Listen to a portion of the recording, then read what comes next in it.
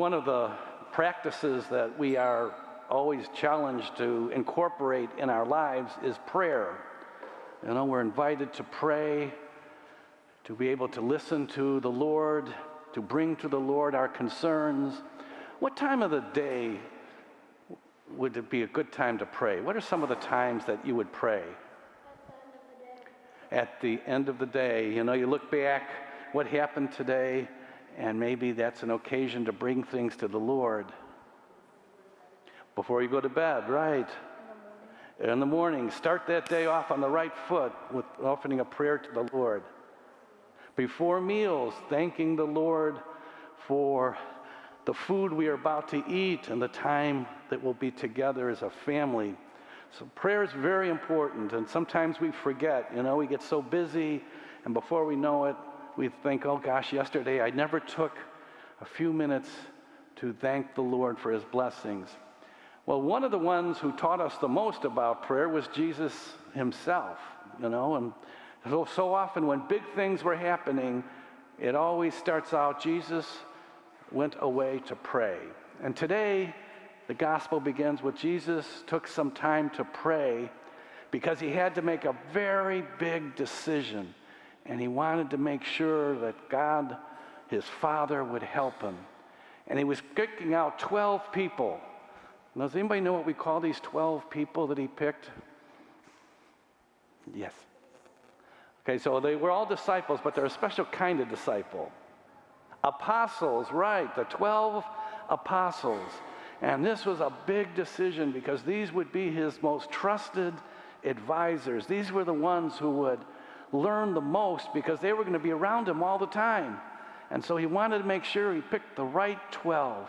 And today we hear their names, you know, Peter and James and John, these wonderful names of those very first apostles.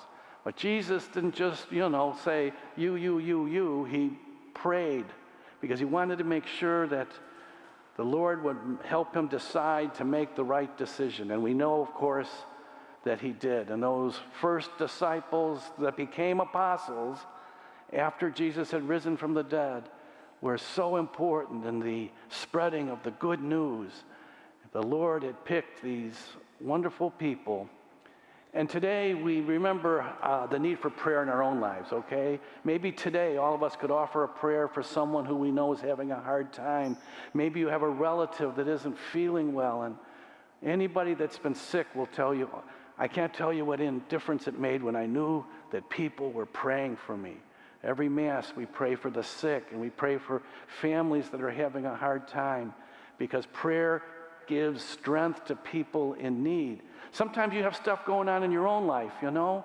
You're having a hard time with a classmate, or maybe there's something you just can't figure out at school, and by bringing that to the Lord, he's going to help you, right? When you pray, the Lord responds. And so today we ask the Lord to bless us, to bless our wonderful 6th grade and all of our students and our parish, that we'll never take for granted the power of prayer. So let us stand together today to... Thank you for participating in the digital liturgy today. The digital ministry touches the lives of many people, as does almost 80 other ministries here at OLPH.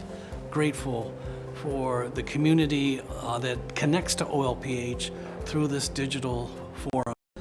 It's unbelievable how many people are able to access the liturgy and other events because of this ministry. Please consider supporting OLPH.